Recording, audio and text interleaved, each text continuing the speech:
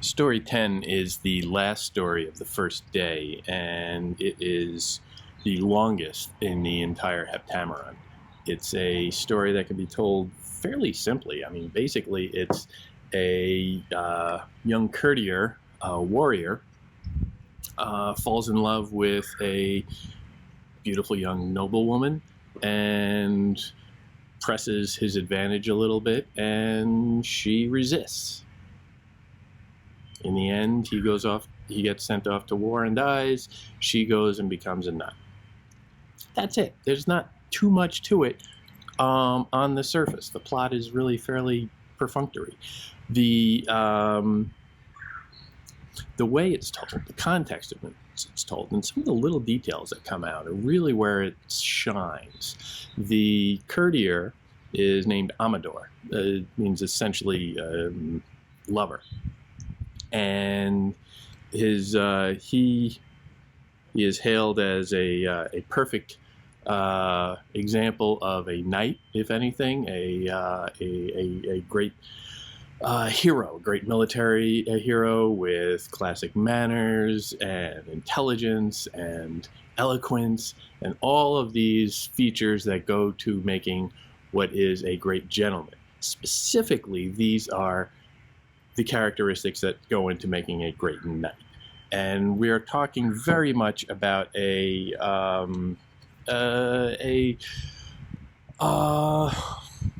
knightly tradition. The tradition of behavior and codes of behavior that Europeans lived by for quite some time. The story is essentially that Amador falls for Florida, the young noblewoman, and he is from a relatively poor background, and he doesn't really know how to get too close to her. Significantly, she's around 12 when it starts, but he falls head over heels, you know. The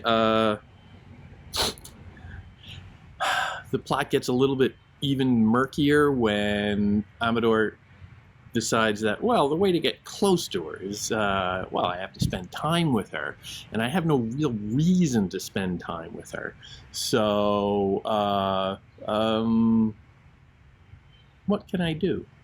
And he strikes on the idea of marrying one of the women in her circle, one of her ladies in waiting, essentially.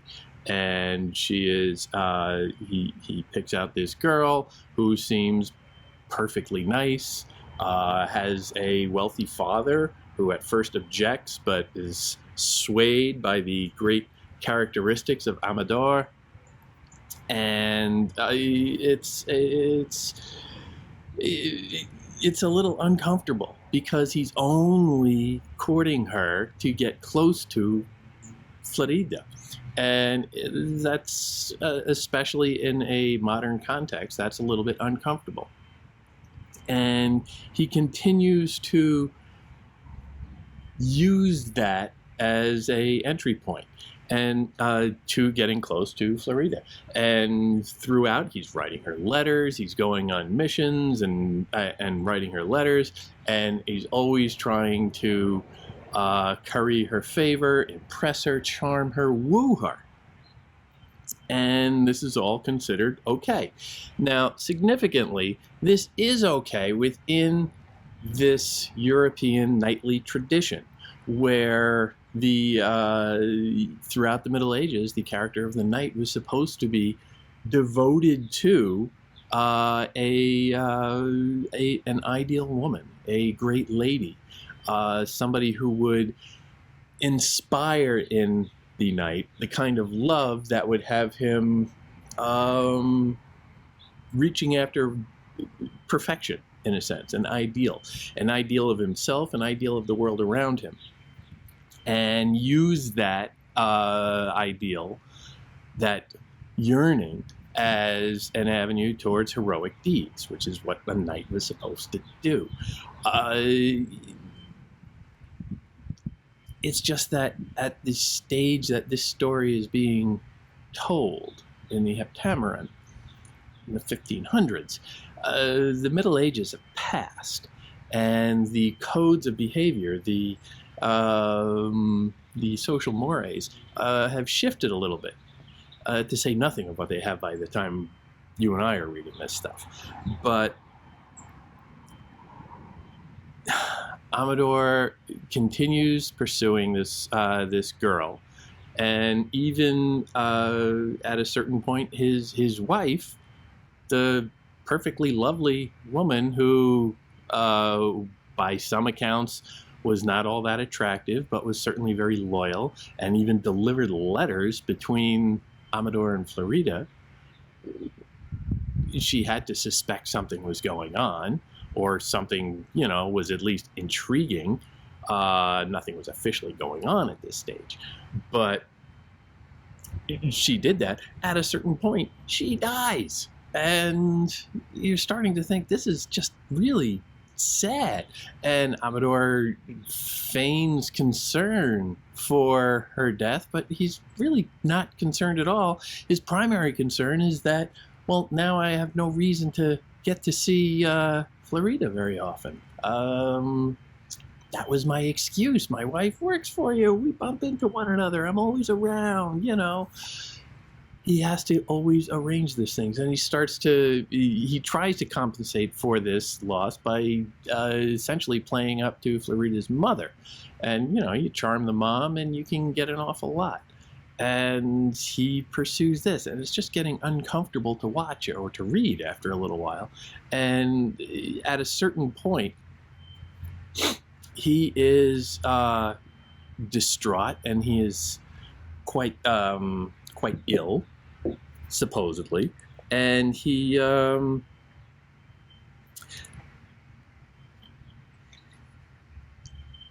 Florida have a meeting.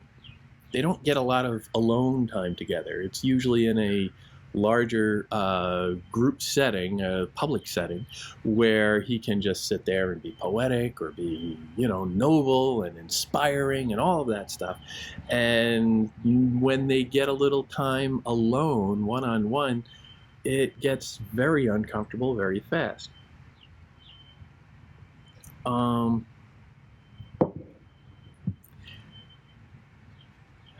She asked him, well, why did you have me come here? And he says, my lady, there are two reasons why I have not yet told you the feelings I have for you. One reason is that I hope to give you proof of my love through long and devoted service. That is the knightly role. To serve the lady, to serve, well, royalty in general, but the role of the knight as lover is to be forever devoted to this perfect woman on earth, as you would a religious figure. Quite honestly, you would be devoted to that lady, and the relationship would be completely platonic, innocent, chaste. She would be unapproachable. She would be perfect, and he would be just living for the gleam in her eye. That's supposed to be the relationship. The other is that I feared that you would consider it that I, an ordinary nobleman, should dare to aspire to the love of a lady of birth so high. So automatically also you get that relationship, that status differential that is crucial to this medieval knight in shining armor, Guinevere and Lancelot relationship, where the lady is unapproachable and yet irresistible. And so the man is, if anything, prostrate. Has to engage in this performative worship, but knows that he cannot, because it would, to approach a woman like that, to infringe upon her perfection, would be to stain her.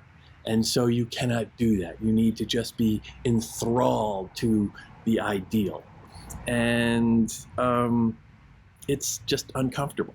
And it is here that shortly after, in this long speech, that he comes and admits that, I have never ceased to seek the means to obtain your good grace, and it was for this reason alone that I married the very lady who is your own dearest friend.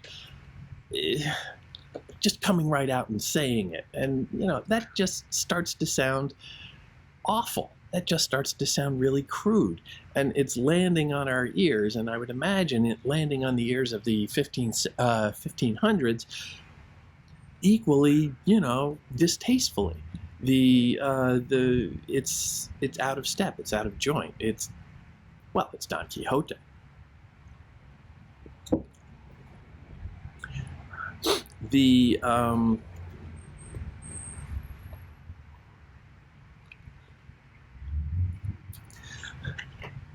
Florida's reaction to his admission that, and this is him basically coming out of the closet saying, I want you. You and me, we're a thing. The reaction is somewhat confused by Florida. She's unprepared for it. She is only still just a teenager, so that's significant. He's not too much older, but he's older. And, she's married at this point. She's a woman by the standards of the day, but still, she's confused. And she says, you have no reason to address me in the way that you do. If you already have what you desire, what can it be that makes you tell me about it in such an emotional manner? She's saying that, well, you already have me as, a friend and a companion, or not a companion, but you have me as, we have a relationship. It is, you serve me, I acknowledge you and your grace, and your knightly valor and all of that stuff, and that is enough, and that's what it's supposed to be. But if you already have that, what else do you want? She doesn't seem to understand. She doesn't quite get it. And well, we kind of know what he's looking for here, and she's not really cluing into it, and he's becoming shockingly explicit about it. And yet he's still trying to couch it in very sweeping, emotional, soaring, romantic terms. Lady, the man who desires to build an edifice that will endure throughout eternity should take the utmost care to lay a safe and sure foundation. Endure throughout eternity. He's speaking in these grand, poetic figures that are unrealistic. They are from another age, and she is having trouble keeping up with it, and it's all sounding quite bizarre after a while. Things are unsettled for a little while. She leaves uncomfortably. He is left, and he's desolate because, oh my God, and so bad. And he becomes ill, supposedly. So much so that in a later meeting, she comes to visit him because she heard that, oh, he's on death's door. He's raving. He's in terrible, terrible shape. So she comes, and he's in bed, and he has made sure that, well, okay, the hangings on the bed, on the four-poster, the curtains essentially around the bed, are nice and thick. So, well, nobody can see or hear what's going on in there. So that's good. All I got to do is, get her towards there. And she comes into the bedroom, and he's pretending to be sick. And, he gets up out of bed.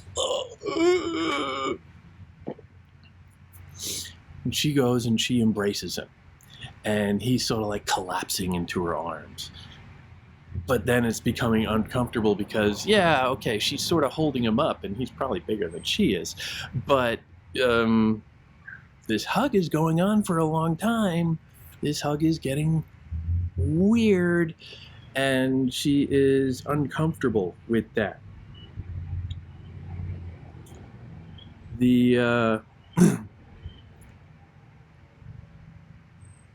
Whereupon he collapsed into her arms as if all his strength had suddenly drained from him. He's faking. The poor Florida put her arms around him and supported him for a while, doing her utmost to console him. He said not a word, and pretending still that he was on the brink of death, began to pursue the path that leads to the forbidden goal of a lady's honor. His hands are getting active. And probably not just his hands.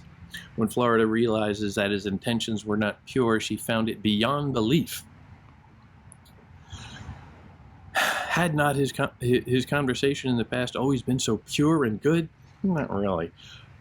She asked him what he was trying to do. Amador still said nothing. He did not want to receive a reply that could not but be virtuous and chaste. He doesn't want to make...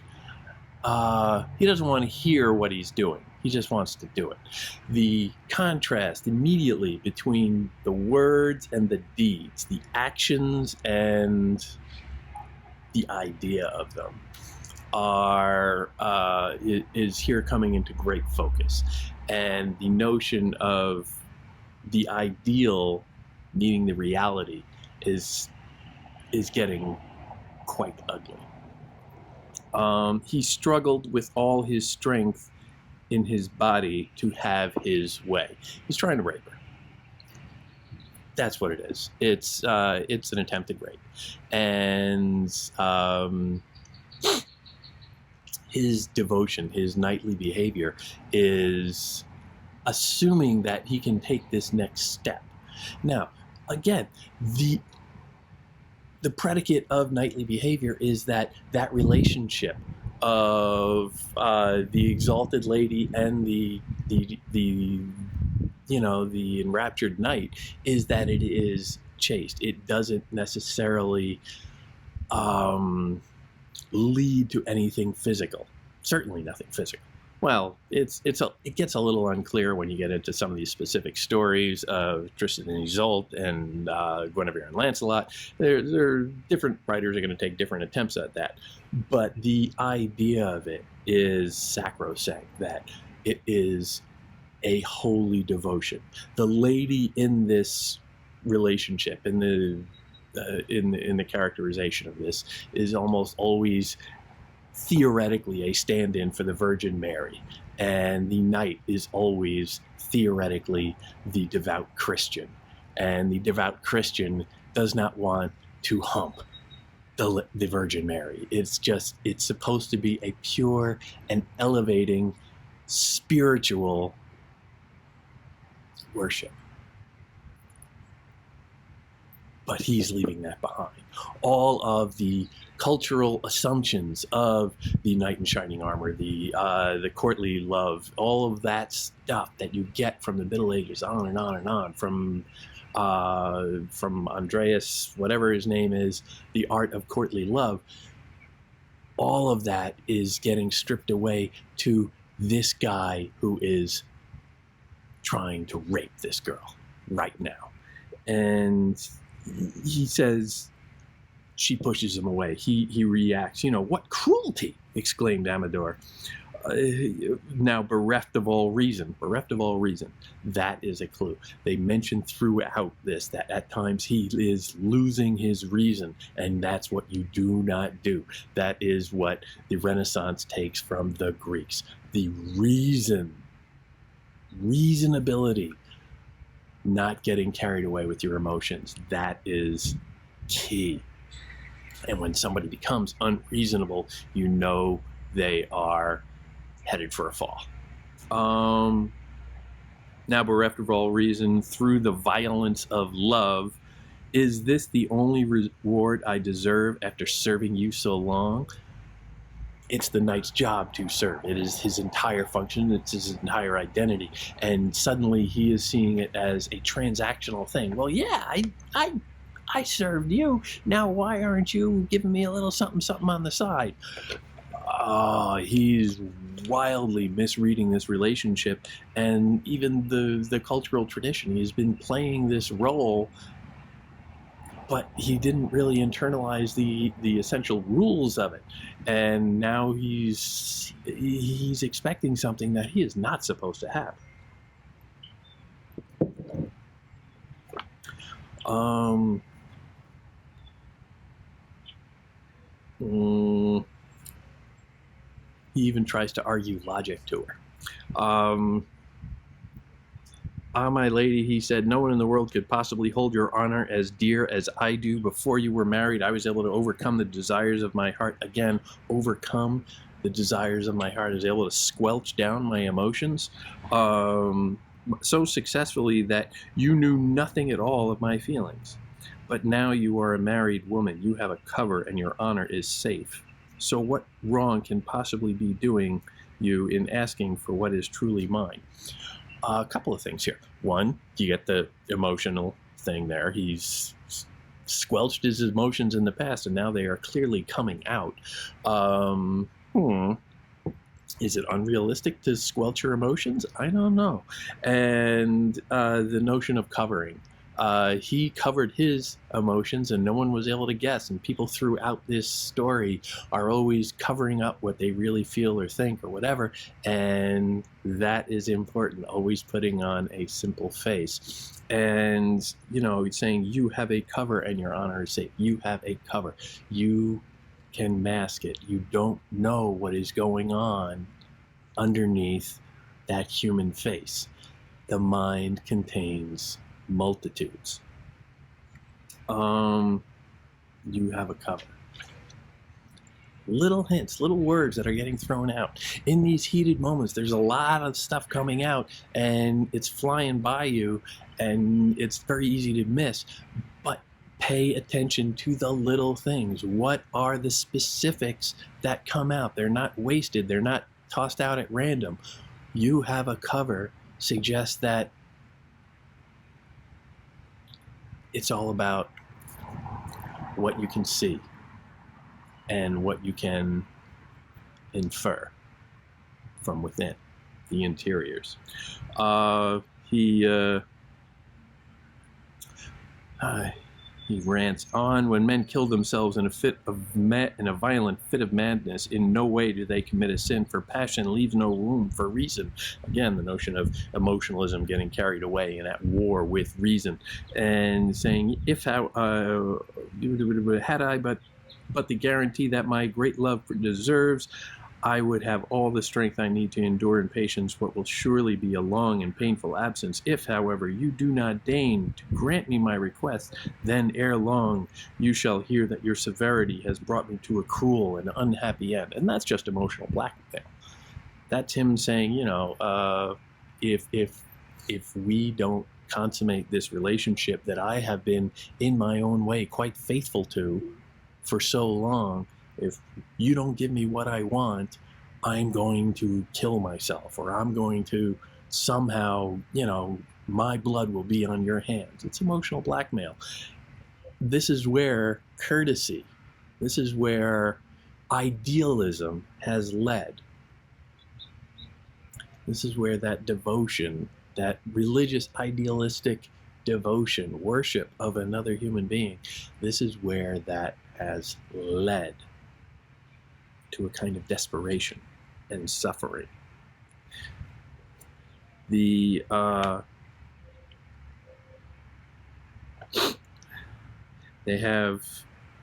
spend some time apart. He goes off on various missions. 3 years went by, during which time Amador performed so many glorious deeds that no writer, and it's always a little hint right there, it's like, oh, when they're mentioning a writer, that's all right, well, this is a story. This is a story, not reality necessarily. No writer could ever hope to set them all down, even if he had all the paper in Spain. It was now that he devised his grand scheme, not a scheme to win back Florida's heart, for he deemed her lost forever, but a scheme to score a victory over her as his mortal enemy. So his love and devotion has now turned, and it has become hatred and violence, emotionalism, and the lack of reason, and the inability to scale your emotions appropriately. Remember back to, her confusion that, well, you already have what you want. You have this thing, what else do you want? I mean, after that, it's just, pain and suffering. She doesn't understand his perspective, that he just wants more. He wants this, he wants this, he wants sex. And he doesn't understand necessarily that that would ruin or sully what they do have. It's not an unfamiliar male-female dynamic. She wants to go back and visit him again. He comes to see her. She hears that he's coming. She takes a rock and smashes her face to make it ugly, to bloody it up, all swollen and scarred. She had been considered one of the most beautiful women in Spain at the time, and now she is just this, hideously disfigured girl. Which is a very violent image. Again, just to take a rock and bash it into your own face. That's horrible.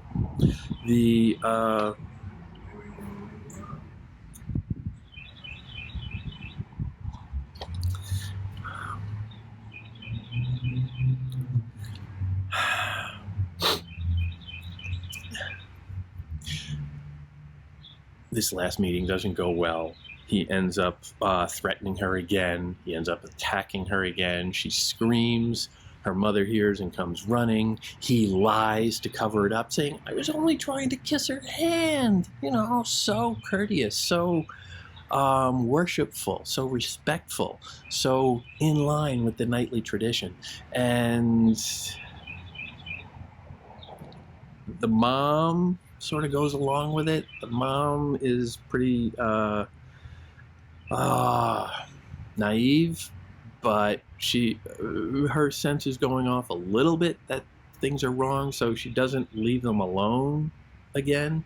But you get the sense that now he's really just devolved, because he sees himself and claims for himself that he is the victim of this relationship. He feels cheated. He feels like he hasn't gotten what he deserves. He felt that his service of all of those years, which is supposed to be fulfilling in itself, has left him cheated. And so it's embittered him. He is resentful. And this is the result of all of his years of service. And at the end, you get after the story ends, because the story ends, he goes off to war, he gets killed, largely because, he gets killed acting very heroically, and it's largely he does it as a demonstration, like, I'll show her. So the knightly passions that he had been playing out, performing for so long, just slightly redirected, become martial heroism, and that is considered that is considered laudable. That is considered honorable, and he is honored for that. But it's the same essential death drive that he had as a lover as well as a fighter. That passion, that recklessness, that irrationality finds expression constructively, theoretically, in war, not so much in private, in male-female relationships, in the domestic sphere. And that is really where the story starts to flesh out. You start to see that fault line coming out, and the reactions to the story are pretty diverse. In following all of the stories, you start to get the sense of, each story is really it's usually more about the reaction to the story than the story itself. And here you have a variety of reactions from it. The Parlamente has told the story, and she is using this as a particular story that she announces at the end how she sees it, her interpretation of it. She says, I'm afraid, ladies, that the story has been rather long and that some of you might have found it somewhat tedious. again, curious. But honestly, some of the stories of knightly daring do from the Middle Ages could be somewhat long and tedious. But it would have been even stronger if I'd done injustice to the person who originally told it to me. A little reminder that this is all supposed to be true. I'm not making this up. Sounds a little defensive to me, like maybe she is making a little something up.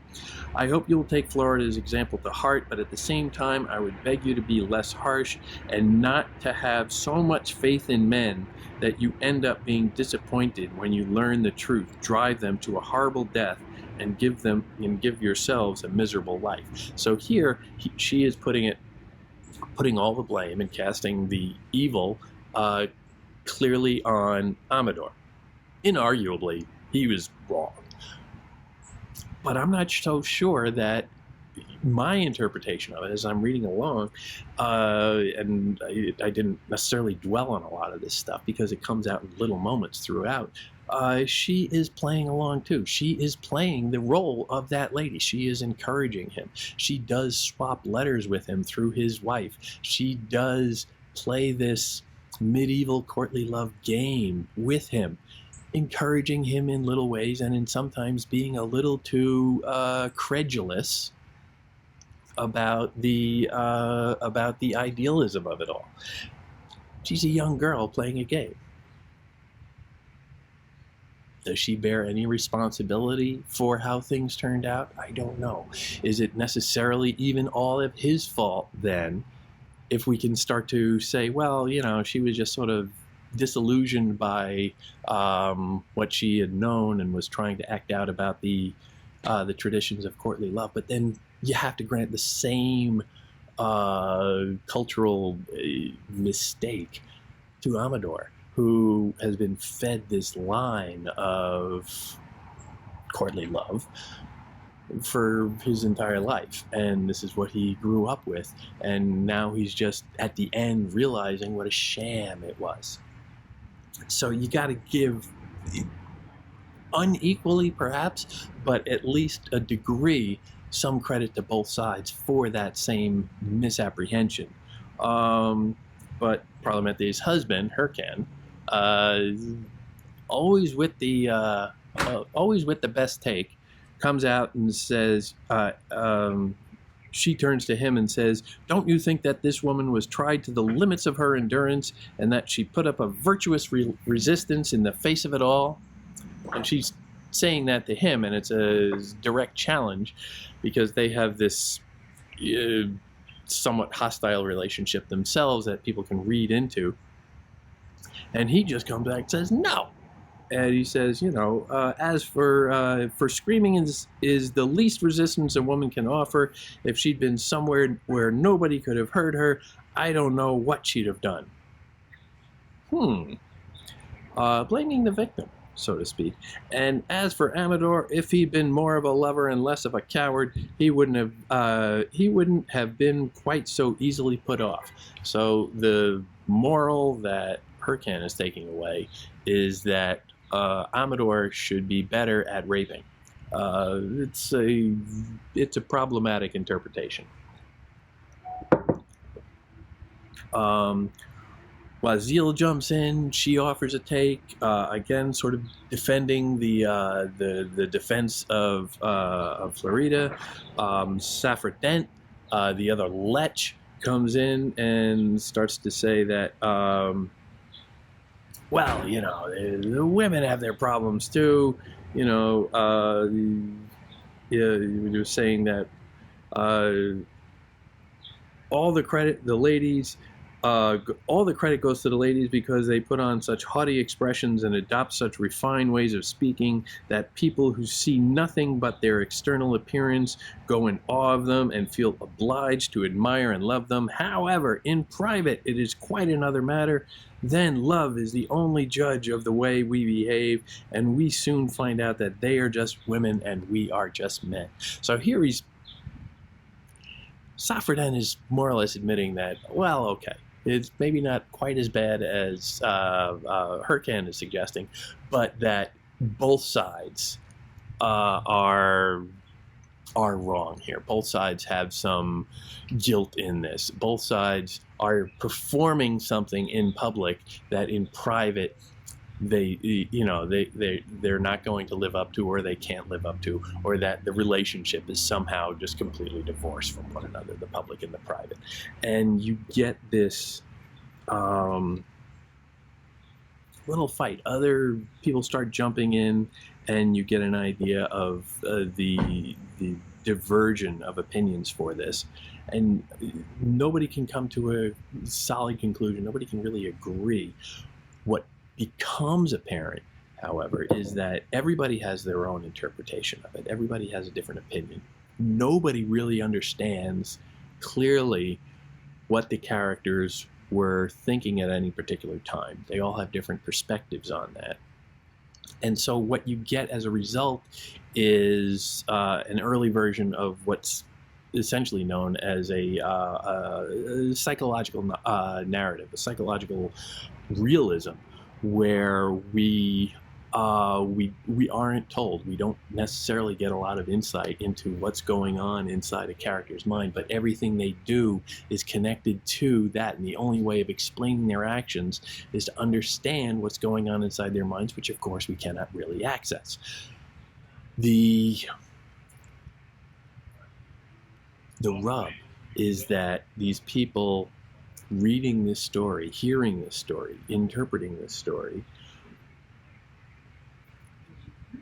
are trying to do it on the page or listening to the story, but they also don't know one another, because there are all these in-jokes going on, or all these references going on to, well, Hurricane is sending out little signals whenever he's talking about ladies, and Parlamente, his wife, always thinks that she's talking to him, but maybe he's talking to someone else. And Parlamente has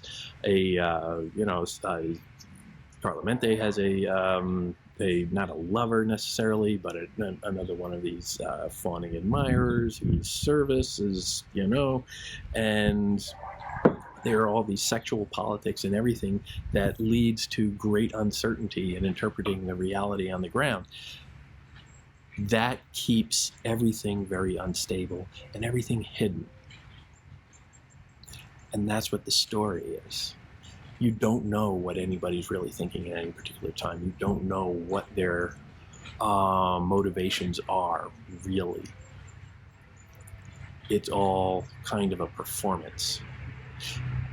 The reality of the courtly love, of that lifestyle, is stripped away, and you see the ugliness and the insecurity and the lusts behind it.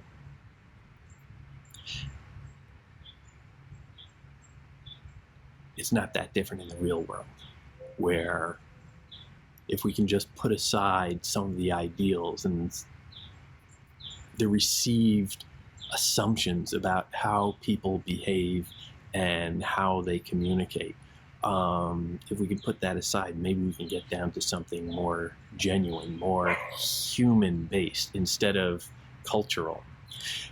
Here, of course, also, we got to mention there is a religious aspect to this. There is a bit of a rub there that's somewhat based in the biography of the author. In this, I alluded before to the relationship between the lady and the knight as being very much like the relationship between divinity and humanity, and that sense of worship. And is idealism possible? Is it plausible? Does it work as a communication between God and humanity? Some historians will suggest that Marguerite de Navarre was a closet Protestant. She certainly had relationships with some of the leading Protestant intellectuals of her day, and there's that. Put that aside. But it's not hard to see that the relationship that you see between the divine and the human is much more complicated. And while Amador is in the early days treated with great deference among the court, he is a favorite with the family, and he is walking among them essentially, you know, everybody loves him, they think he's great, but of course he is neutered. He is married. That's a minor point, but he is also, well, he's, you know, a little lower class. He would never be a romantic threat or rival to anybody who was seeking Florida's hand. It's never really considered when she becomes of marriageable age. It's never really considered that Amador could be there. No, you know, he gets one of her servants. So he is wandering among them as a kind of eunuch, kind of celibate. And that's the role of the priest. He is eloquent. He is heroic in certain ways, but he is a celibate. He is neutered. He is a priest wandering among them, very well educated, very eloquent, and he can inspire everyone. And he is constantly in an act of devotion and worship. But it's only when that becomes unrealistic, when he admits in some way or another to himself, although never really, when he needs more than that, when he needs something human, when he needs sex, quite frankly.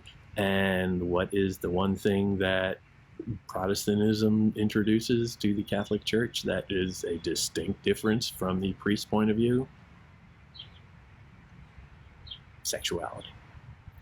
The relationship between the divine, the character of the worshiper, are all tied up in this story, and there are so many levels going on here. Again, it's a very simple story when you look at it in just the events, and it can be really kind of boring if you're just reading for the plot and like, what is going on here? But all of these little things are getting dropped throughout, and tracking them makes it really, really interesting. And there's a reason that this is the longest one in the story, because this one, I honestly believe, Parlamente is more or less a stand-in for Marguerite throughout. And I think this is where we really get a voice of an author who is coming in and saying, this is my take on this world. Throughout Heptameron, you have stories of sexual assault, you have some horrific rapes, you have some horrible, horrible marriages and male-female relationships, and some that are quite good. But they are always at the core of the story, of every story, to be quite honest. But here you get a degree of psychological subtlety that is hard to match in a story, a comparable story that only runs a page or two. Many of them are less than 5 pages. But here, story 10, the story of Florida and Amador, you get a curious psychological dance between these two people who are trying to perform their relationship in a context of an ideal. And over time, that ideal becomes really threadbare, and it just falls away, so that the only thing they have left is, in his case, raw lust. In her case, a kind of bemused confusion, not quite understanding why he can't keep up the sham anymore. The world would be better with ideals, but are ideals possible in the world? That's where I think this story is going.